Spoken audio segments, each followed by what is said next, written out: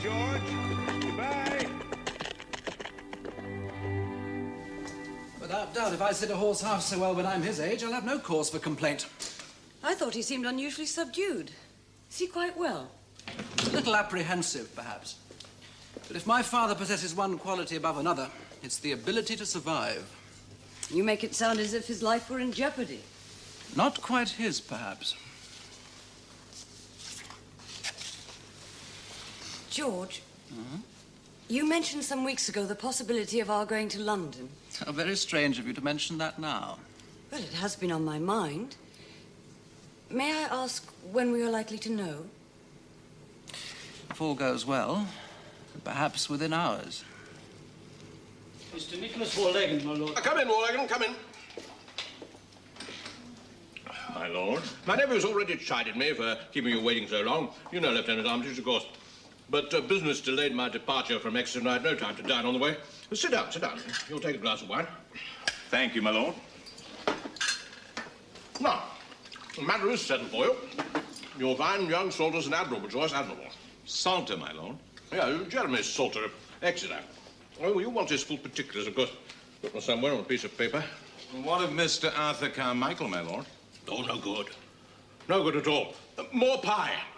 No, you'll find young Salter more suitable in every way. The Burgesses will not care for that, my lord. Uncle, if you'll excuse me. They made a special recommendation that Mr. Arthur Carmichael... What do you mean? The Burgesses will not care for it. Sit down, sit down. The Burgesses will do as they're told. Do not depend on that, sir. They don't, and by God, they'll regret the day. The Burgesses feel they can no longer be treated as chattels to be disposed of at your lordship's will. For that is the sum of this matter, my lord. Are you defying me? It is you, sir, who defies the will of the town. As your lordship knows, for many years the corporation of Truro has placed unreserved confidence in your lordship's family. Rhetoric, sir. Come to the point. What are you trying to tell me? I will tell you, my lord. That being the purpose for which I was sent here. A meeting was convened last night at the house of Mr. William Hick, the mayor of Truro, at which it was unanimously resolved that should you yet again ignore our selected nominee, we would have no choice but to take matters into our own hands. Did you know of this? I had heard something, yes. You did not tell me. I knew nothing definite. Why question your nephew? I am deputized to answer your lordship's questions. Yet I seem to know who is behind it. Your friend, Bassett. Am I right? Uncle. My lord, there is no one person behind it. The corporation to a man... Corporation? I warrant you've not a majority on your side. We have that. And with due respect, my lord, I venture to affirm that nothing but your own high-handed treatment of the borough has caused this change in our loyalties. Hawk! Surely this matter can be settled by amicable discussion. There is nothing further to discuss. Cheese. Insinuations seem to be on foot against the honor of my family. Your family. I've said nothing against the two gentlemen of your lordship's family who've served as members for many years. Then where is your argument? But when a nomination is virtually sold to the highest bidder, and the corporation not informed until the night before the election... So, venality is your complaint. Let me remind you, Warlegan, there are many not 20 miles from this house who've had cause to be grateful for favors before now. Maybe, sir. But we have heard how when you sell these seats to your friends, you complain of the great deal of money it costs you to maintain the borough. And yet you yourself have contributed nothing to the building of the workhouse. Whereas Mr. Hick has scrimped and saved to give his 60 guineas, and I likewise, and many more such. That is why we shall reject your candidate tomorrow and propose our own. Oh. So, you have a candidate ready to oppose mine? We have. May I know his name? My son, Mr. George Warlegan, has been persuaded to stand. Ah. Now we have the worm in the bud. I did not put my son's name forward, sir, nor did he. It was a choice made by others, and I resent your implication. Bassett, eh?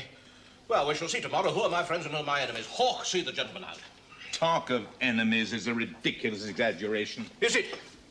But if your lordship wishes to see the contest on that level... As for Mr. Hick, mayor of Truro, you would do well to remind him of the contract he received for furnishing the naval building in Plymouth. There's a letter on that subject, which I still have in my desk, makes illuminating reading. I have done as I was instructed. No good can be served by remaining. Lieutenant Armitage. My lord. Commend me to your friends. Many of them have received favors from me.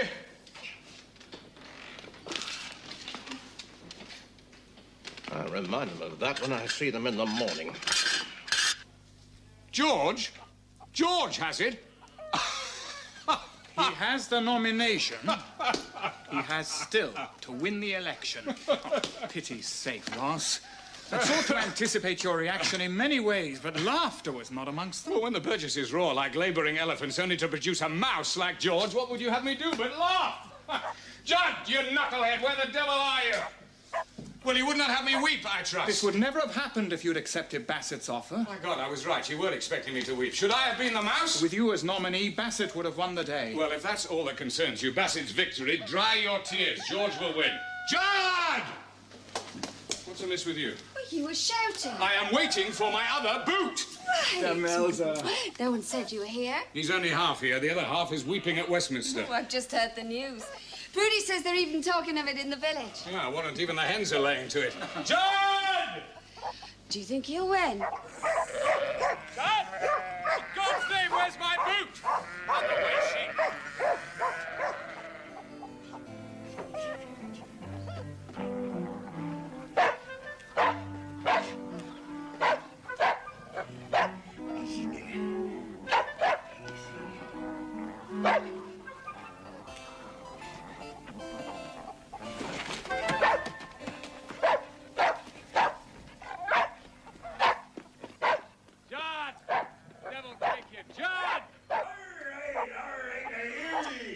What's all that to do? But he's not off to Truro for the elections. Russ? No. He's been called to a meeting of the volunteers at Pendennis Castle. Now, where have you been? Your master's after you with a horsewhip. Fetching this. Can't right being blamed when he takes it all the time. Who? Sheepman's new cur loves this boat better than his own mother. Else he hates me. Who can blame him? Ah, Captain. That mad dog. Turking and thieving everywhere. And what in God's name are those things in the hall, may I ask? They be your boxes, Captain. Well, I want the military ones, you black worm. I can't go and see the castle governor with my wife's hat boxes in my baggage, can I? Military ones? The military ones. Ain't seen the military ones, not since he come home. Then look for them! Such a heffin and a puffin, you'd think it was the invasion. Can you imagine the uproar had I won election and taken him to Westminster? Judd'd make no worse impression on those great bullies George employs. George hasn't won yet. Do you think he will? We must wait and see. That remark you made. All I wanted was Bassett's victory. That's not true, you know. I know. Well, they just say we get the politicians we deserve. I just happen to think we deserve better. When do you expect to know the result? By midday at the latest.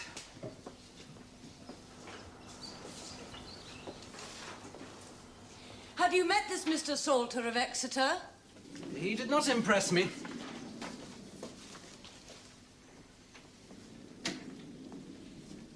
I have not said this before, but I want you to know how very proud I am of you. I wish you to win with all my heart. If I do, it will mean a great change in our lives. It's likely we shall spend much of our time in London. I am content. At the thought of leaving your friends behind you? The prospect does not confound me.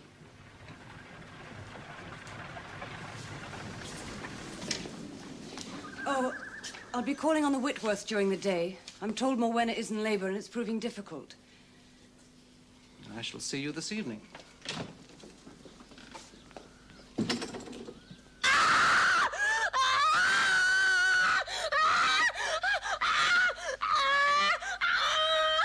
There's nothing for it but to open the jugular and bleed her. Fetch basins from the kitchen.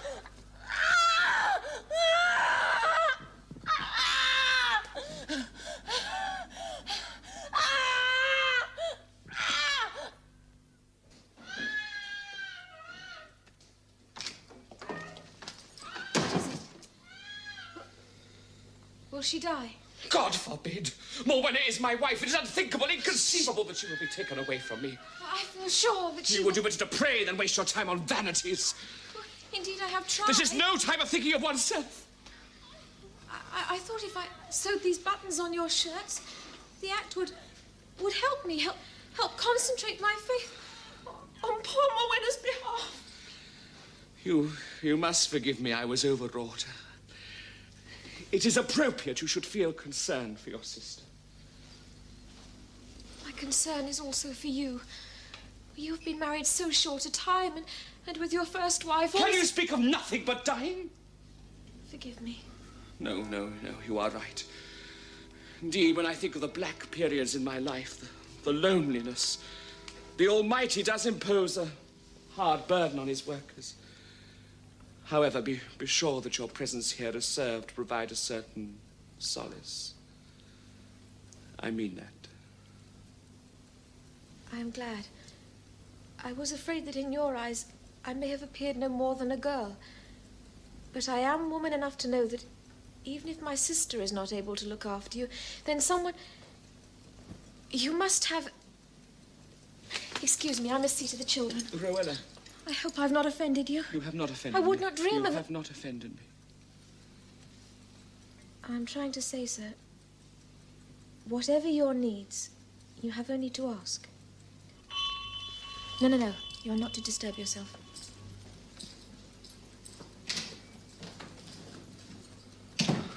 Dear God, why do you torture me so?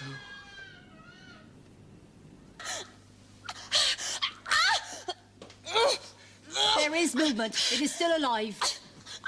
Courage, dear lady. Faith and courage is what we need now.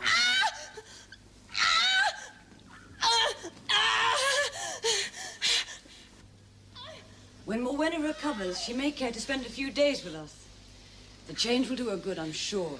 When or if, who is to say? Osborne, no. Dr. Behenna is very experienced in these matters.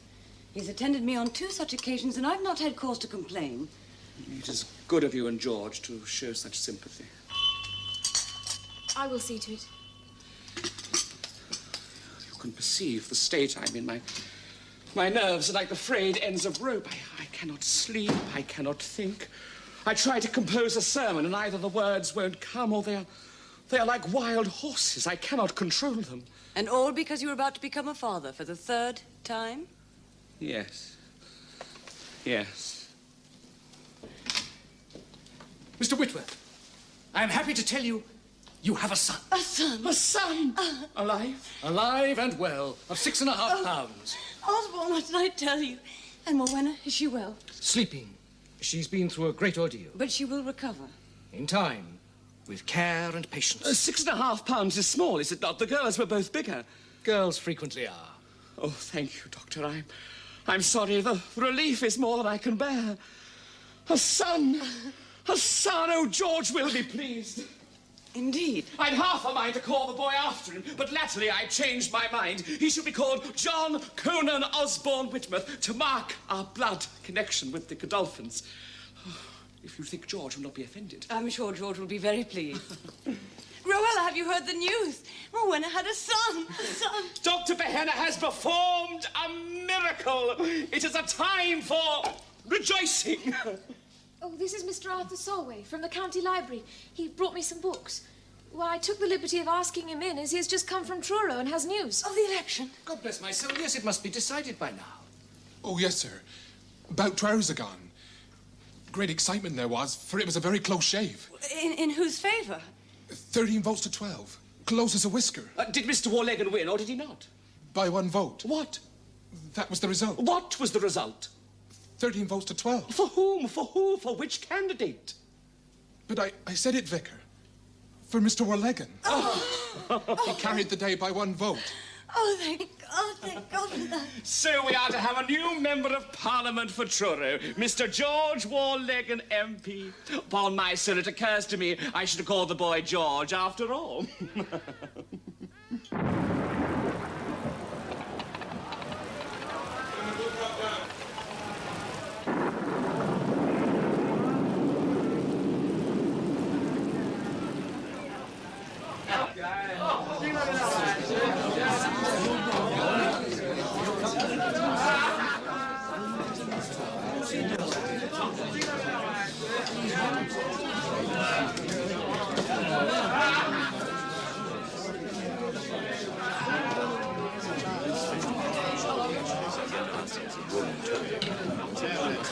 Crowded. Oh, Poldark. Come and join us. Forgive the circumstances. We were hoping for a private room, but the damn place is so crowded. Do you know Lord Deveron? Captain Ross Poldark, Captain. And Mr. George Warlegan, who is, as you may have heard, our new member for Truro. Who has not? All Cornwall is ringing with the news. Well done, George. Of course, you know each other. Indeed, we went to school together. Well, please, sit down and help us to celebrate. Thank you. I was on my way to Falmouth, but came by way of Truro. In view of the storm, it was a wise decision. We were drinking Geneva, but if you have a different No, taste... just the thing for a night like this. We were talking of the new hospital, which we hope to site near Truro. Which you hope to site near Truro. I'm sorry, that's correct. Mr. Warlegan and I think one thing, but Lord Deveron has other ideas. I'm glad to see our new MP waste no time in putting his influence to use. And, of course, you, Sir Francis. Personally, I'm all against this centralisation. Half a dozen smaller infirmaries scattered over the district would far better serve the people. But that's just my point. They won't. When you take your seat. Next week. Will you rent a house in London? Possibly. So we shall not be neighbours on the coast this year. We shall be down in August and September, I don't doubt. I assume you do not intend to sell Penrice? I do not. If you ever did think of selling, I might be interested. It shall not come on the market to you, ever. Consider, with the goodwill that exists in the county, we can't fail to succeed. I still believe that a place at St. Austell and another at Redruth would serve us better. What about Aunt Agatha's grave, by the way? What about it? I assume you've instructed a mason regarding the stone. No. You may have resented her existence, George, but you cannot deny her some record of having lived at all. That is for Elizabeth to decide. Perhaps I could call and discuss it with her. You would be less than welcome. You answered for Elizabeth? She is my wife. She was also a Poldark, and this is a family concern. Damn you and goddamn your family to all eternity! Gentlemen, this does not become either of you. It does not become us, but we do it all the time. Not in the presence of gentlemen, sir, gathered to discuss matters of charity. And since charity, they say, begins at home, it is for me to leave. This is, after all, your celebration. Poldark? Sir Francis, Lord Deveron.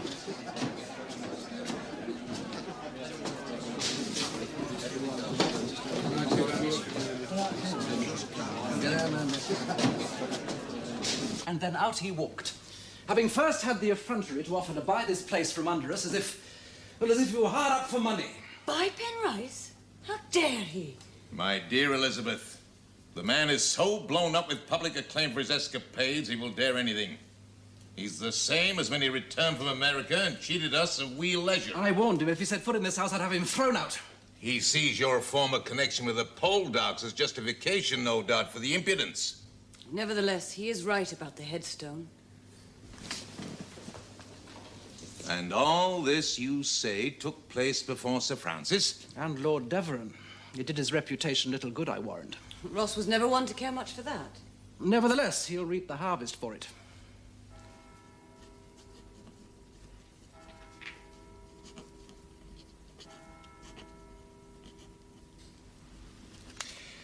My dear George, adding my felicitations to the many you must receive, may I remind you of the matter of my advancement. The living at St. Saul has recently become vacant.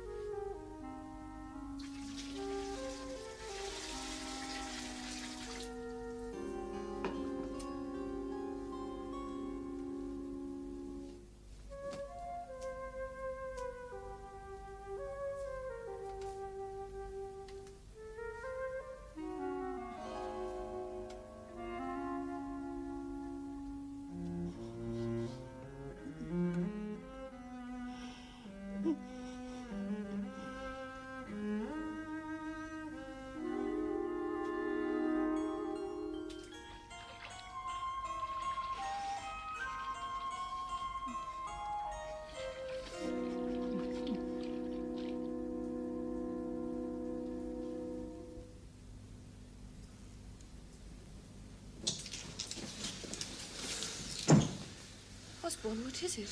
Morwenna, Are you unwell? Have you been drinking? these weeks, these months have been a trying time for us both. I know you still need care. Dr. Behenna has warned me, but now you are much recovered. I do not understand you. I'm a strong man, Morwenna. But even the strongest may falter if too great a burden is placed on his shoulder. Cleric I may be, but first of all, I am a man. It cannot go on, Morwenna. It cannot go on. But Osborne, it's only been 4 weeks since the baby was born. Please, Osborne, I cannot bear... And what about me? Is it not a husband's right to demand his wife? Isn't it a wife's duty to submit? Oh, Morwenna, do you wish me to be ill too? Stop it, Osborne. You don't know what you're doing. I know. Don't distress yourself. I will say a prayer for us both, and it will soon be over.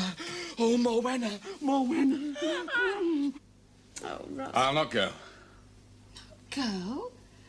But Ross, we must Lord Falmer's sister pen the invitation herself. We can plead a prior engagement. 3 weeks away. Oh, Ross, it'd be nice to sap and dine and spend the night. Now, look, Mrs. Gore says, I should so enjoy the opportunity of renewing our acquaintance and of thanking dear Captain Poldark once again for bringing my nephew safely away from the dreadful camp where he was imprisoned. You see, it's to bid farewell to Hugh. He's to leave the next day to rejoin his ship. Oh, I see.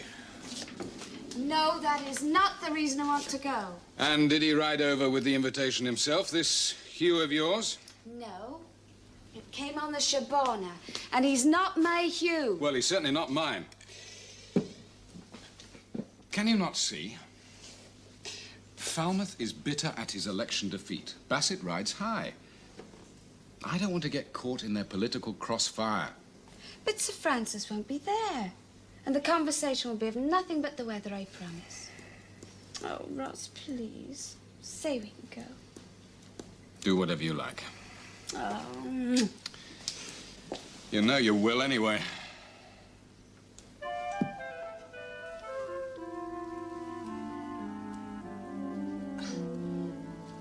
I don't know what to say, Osborne.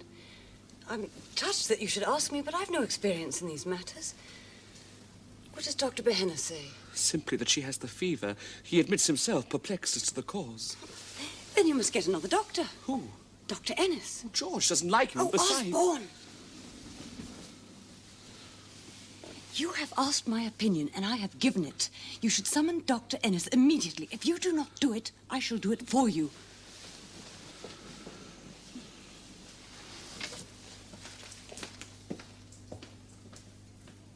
Well, I am as yet not sure what is amiss with your wife, Mr. Whitworth, but I will say this. I do not believe she is suffering from any infection of the womb. Had that been the case, I would have expected other symptoms to have developed by now. However, of one thing I am convinced. She is still suffering from the loss of blood incurred at the birth of your son. She needs building up, not lowering at this time. My advice is no bloodletting. No bloodletting at all. Dr. Behenna is a great believer in blooding. Then you may return to him for her treatment. For myself, I say she must have 6 raw eggs a day and 2 pints of porter. Two pints of... Great heavens, man, you'll turn into a toper. Yes, that is what she said. But I assure you it won't happen. There is one other thing. I gather you have resumed marital relations with your wife. What is it to you? Sir, if I am to be your medical advisor... Did my wife tell you? Well, she could hardly lie to me, Mr. Whitworth. Well? It must stop. For at least a month while she's undergoing this treatment. By what right? By what right? By the right of the love you bear your wife, Mr. Whitworth. She must be allowed time for her body to heal. Who is to say? Who can ever tell when she will be well enough again? If my treatment has brought no improvement within a month, you may dispense with my services and look elsewhere. Oh, good day, Mr. Whitworth.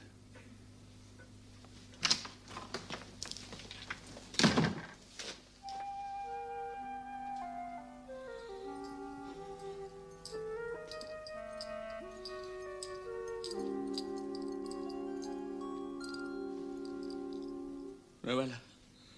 I did not mean to listen, Vicar. Rowella. I did not mean to. You may call me Osborne, Rowella. What is it you want, Osborne?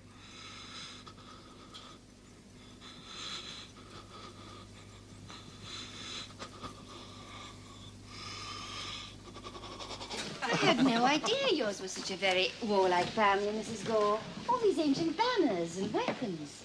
My brother believes it right to keep everything relating to our family history. I'm indebted to you, Captain Poldark. I'm unaware of it, my lord. You saved my sister's son from languishing in a prison in Brittany. Well, that's past history now. No matter. It was bravely done. My soldiering days are not so far behind me that I'm likely to underestimate your achievement.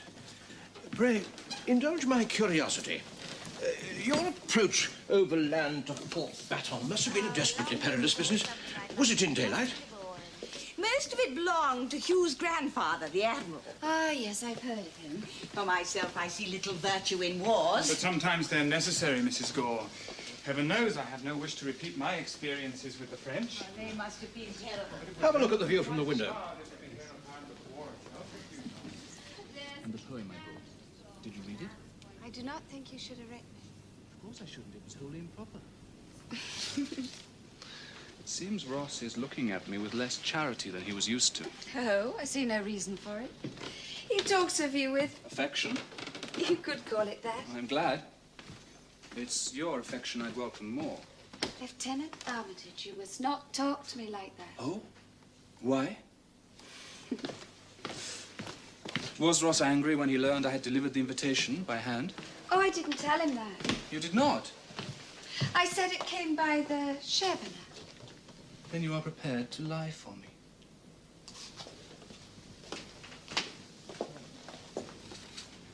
It is such a joy having my nephew here. He is always in good spirits.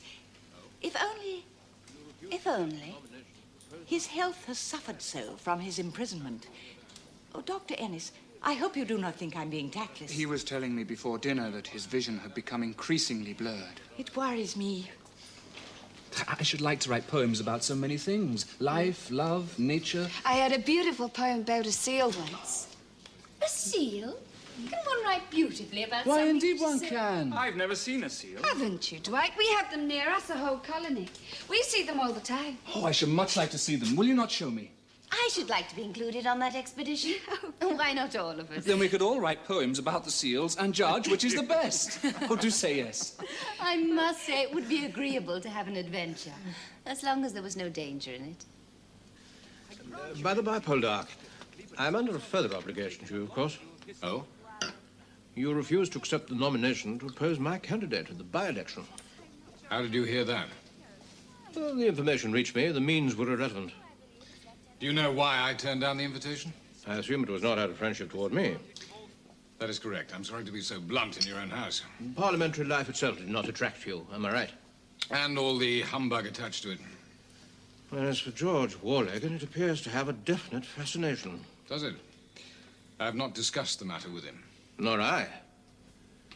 But it'd give me pleasure one day to obstruct Mr. George Warlegan's parliamentary life. Does that surprise you? Pluck a fair rose for my love. I do pluck a red rose blowing. Love in my heart, but trying so to prove what your heart's knowing.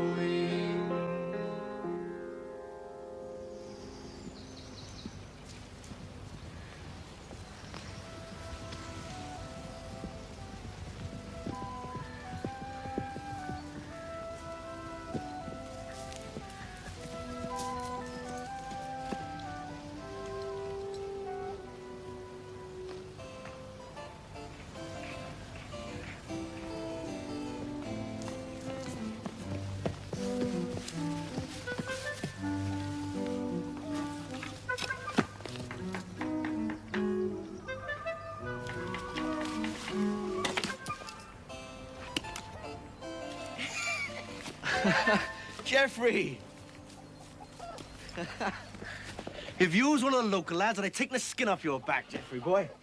You detective caught me first. Is it really all yours?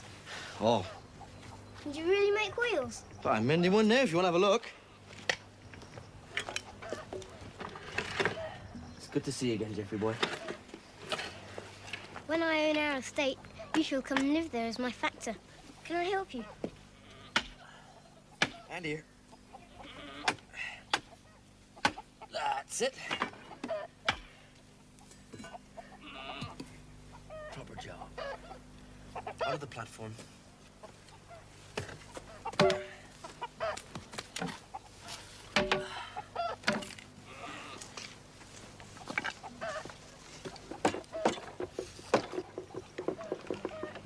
I saw Morwenna last week. Oh. How is she? All right. You haven't spoken of her all afternoon. Well, I haven't forgotten her, if that's what you mean.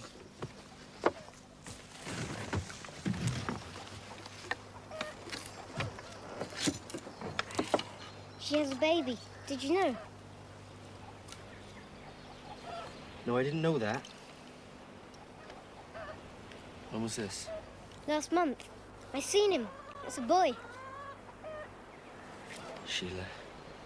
She'll be happy about that. She asked after you. I think you better go back now. I wish I hadn't told you now. Don't say that.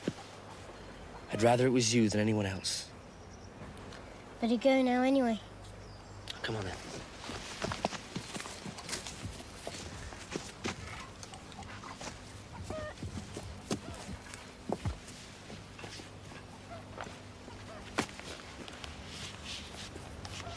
Geoffrey, will you take a message to Morwenna for me? Anything. Just say as one day, I hope to bring her some primroses. Again. Tell her, Drake. I'll tell her.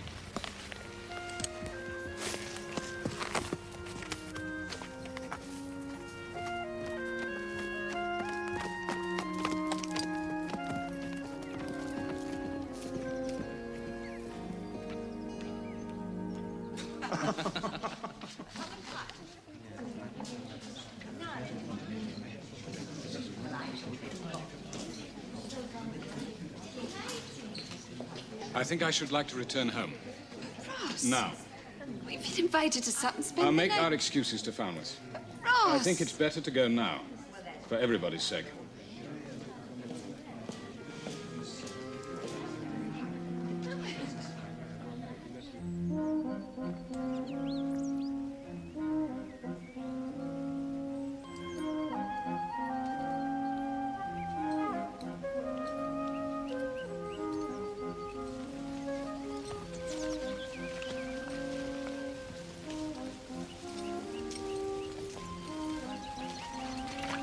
You all right?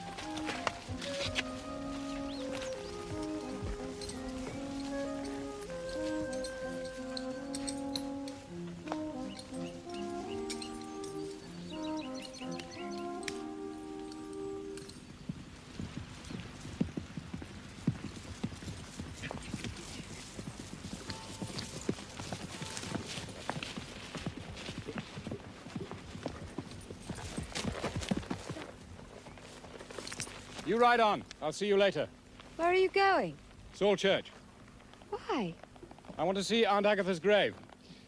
I want to see if George has done anything yet about a headstone.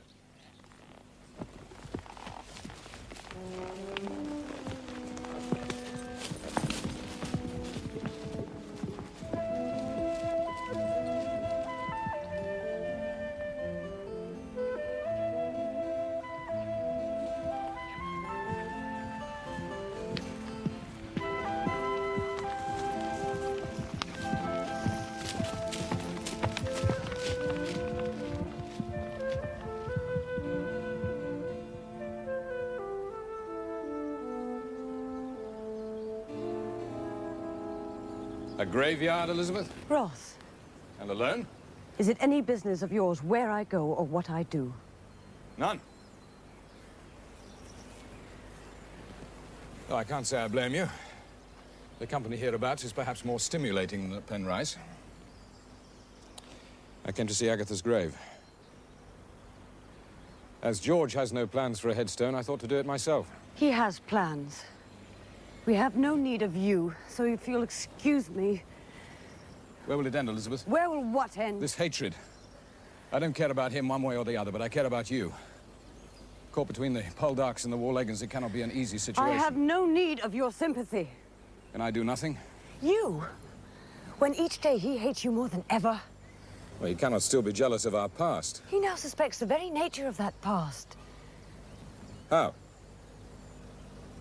I've said enough. You've said nothing. Ross, let me go. And you tell me what you mean. The very nature of that past. I believe he suspects Valentine is not his child. Does that come as a surprise to you? Did you never wonder? Is he?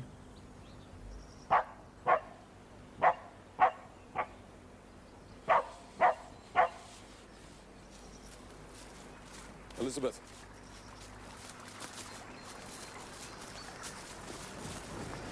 For God's sake, Elizabeth. Is he George's child? I cannot say. Will not say. Will not say. Not to you, not to George, not to anyone, ever.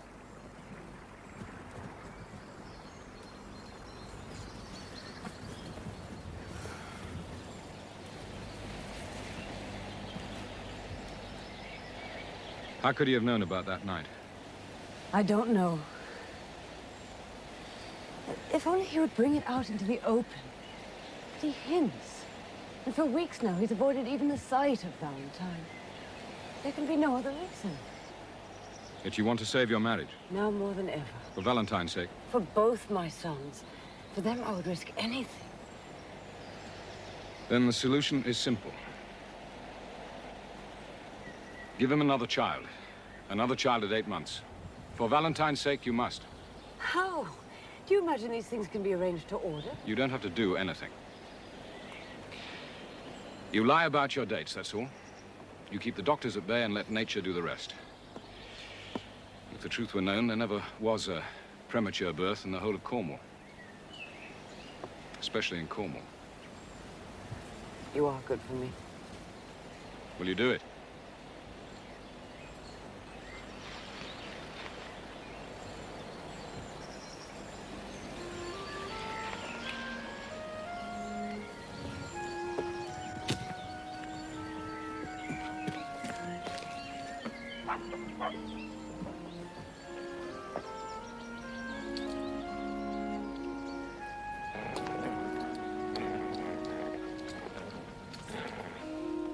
Well,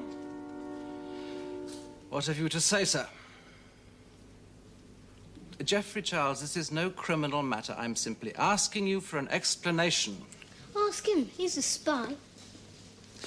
Since Tom Harry's accident, Mr. Rouse is my head gamekeeper. It is his duty to protect my interests. It was no less than his duty to report that he saw you returning last night after darkness had fallen from the direction of St. Anne's. He knew that your mother was worried and that I should not be returning from London till this morning. He's always trying to catch me out. Always is an exaggeration. For 9 months of the year, you are at school at Harrow. For the short time that you are here, you would do well to accept his authority. Now, what were you doing at St. Anne's? I went to exercise my horse. A long exercise? I didn't think of the time. I forgot Mother would be worried. I do not wish you to stay out so late again. Do you understand? Do you understand? Yes, sir. I lay down no instruction. In general, I prefer your mother to be responsible for your disciplining, but I wish you not to go. Does that suit you? Very well. That'll be all.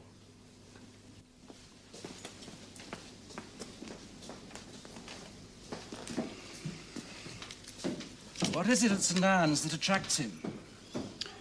Drake Carn, sir, runs a smithy there. Him that gave all that trouble to Miss Morwenna before she was wed. But St. Anne's is almost on my estate.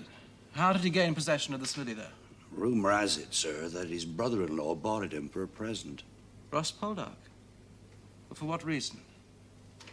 Why should Poldark buy him a place almost on my land? I can't say, sir. Very well. You did right to tell me of Master Geoffrey's visit there. See, he doesn't go there again. Oh, in the meantime, I shall speak to my lawyers. If this Khan is out to make trouble, we must be prepared.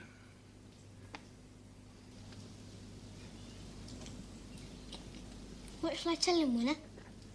I said, what shall I tell him? I have to tell him something. I don't want to get you into trouble. But don't you see? This is adventure. Then tell him. Tell him I am happy for him in his new position. Tell him I pray he will prosper. But he is not to send me anything. He won't like that. Tell him that... Oh, you must go now, Geoffrey. That is Dr. Ennis come to see me. I'll tell him how well you were looking. Tell Drake that I will never forget him. That will be enough.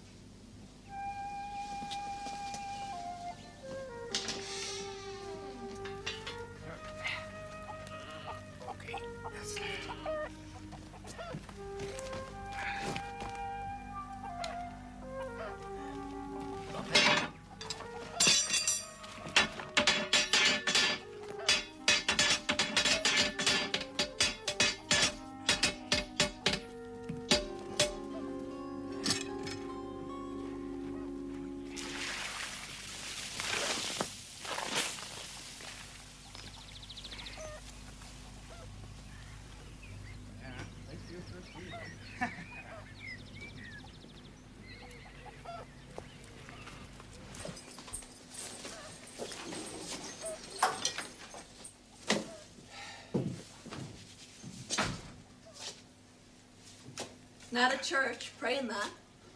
Not yet. There's a Bible reading later. Poor lot of taters you've got. Last the crop. I drew him for my brother. Still looking for lost souls, just so smart as ever. Salvation be the gate of everlasting life, Emmer. So he remembered my name. But you've not been so smart after my soul recent, I notice. I not seen you now for all of a month. Found another soul to save, have you? There's no soul as important to me as yours, and well, you know it. Sid Rouse says you're afeard of him. That's why you left off. But I do tell him he's all wrong. Why was that? I do tell him it was the devil you was afeard of, not Sid Rouse at all. We all fight the devil within us, Emmer. You know I'm promised to Sid Rouse. Well, half promised. That I did know. And did you know 'tis said I'm a whore? I shan't believe it till I hear it from your own lips. I've been out in the hayfields with many a man. Be that the same thing? You seen me drunk. And I prayed for you every night. Oh, Sam, what do praying do? You're a good man. Then let me help you find repentance. Meaning you'd wed me, Sam?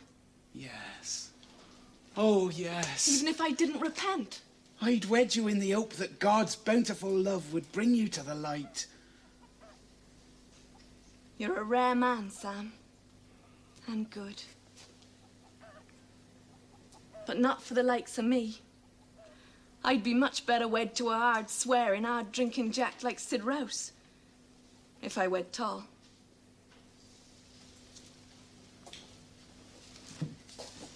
So I'll say goodbye. Honest, Sam, dear.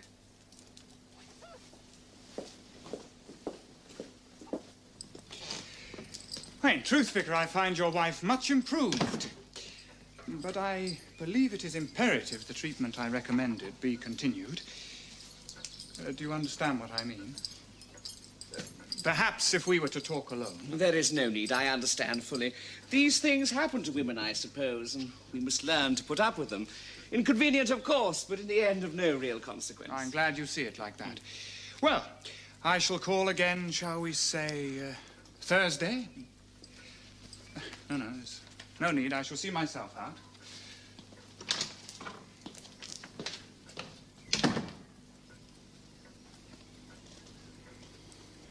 He had a call to make at the vicarage. Oh? What's her name? Morwenna, Rowella? Morwenna. Prudy, ask Judd to see to Mrs. Ennis's horse. Oh, he's out somewhere talking to that cur, nasty snarling beast. You'll have some tea? No, thanks. We already promised to take tea at the Trevornesses. And I don't expect Dwight will be long. Elsa, why did you leave Tregarthen House so early that night? Oh, was Lord Falmouth very offended? Well, he didn't say much, but one is not blind. Ross insisted. I could do nothing. You're playing with fire. You do know that, don't you? I playing with fire? You know perfectly well what I mean. Well, after you left, there was dancing and games, but it was quite clear the young man's heart was not in it. I tried flirting with him myself. I thought, why should Demelza Poldark have it all her own way? I was totally unsuccessful. I wish you had succeeded. I do. I wish it with all my heart. He's so intense. Sometimes he frightens me. He's returned to the Navy, though not to active duty. It's his eyes. He has to undergo a medical examination before they will allow him to go back to sea. So he could return? He could be discharged. That's what Dwight says. So you may not be rid of him yet. I don't want to be rid of him. It's not like that. Then what is it like? Tell me, for it worries me, Demelza. There's hardly a wife in the county who does not envy your husband. Myself included. There. That's an admission for you. And you would risk losing his love. For what? But that's nonsense. I would not risk losing Ross's love. I'd never do that.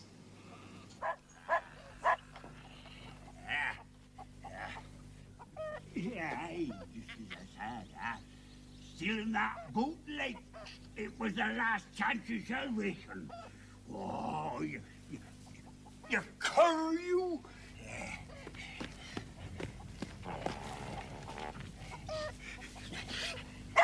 No need to take on so. Just give me the boots. Or would you rather answer the Captain Ross, eh?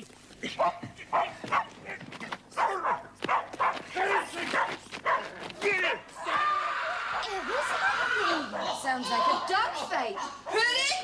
Pretty, what's happening? It's that new curry me savage in my jug. Oh, I've been bit by my dog. 10 great, 10 proper. Turned even his boot and he made me drop it. He's got it in his jaws now, miserable limb of Satan. What's amiss with ye? I've been bit. Raven Madcaw's got me in his jaws. You see to him, Pretty, you see to him. I'll get a bowl of water. On the table. Let's have a look before the poison gets to him. What was her looking on? I'll help Demelza. I don't want to see any of this. Raven Madcaw's tongue hanging out like it were falling off. Get along me over the table. Now then. Where's he been bit? I don't see no bite. Yeah, down there. Been bit down there. Maybe other places, if the truth be known. Oh, 10 for surgeon. Oh, on your bum, is it? That it? Rabies. Mad rabies and you're dead. Is he all right? Oh, 'tis naught but a scratch. Oh, get along, you miserable old dude, bleating like a lammy. You're a mad dog, I tell you. Wait. I'll see to it. Yeah, what you done? I casterized thee. Now then, pull up your breeches. Don't need no surgeon more.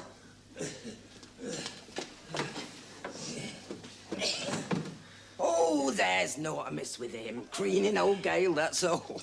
Perhaps we ought to get Dwight to have a look at him when he gets here. Oh, no, there's no call for that. It's fine now. It weren't the first time he'd go for me.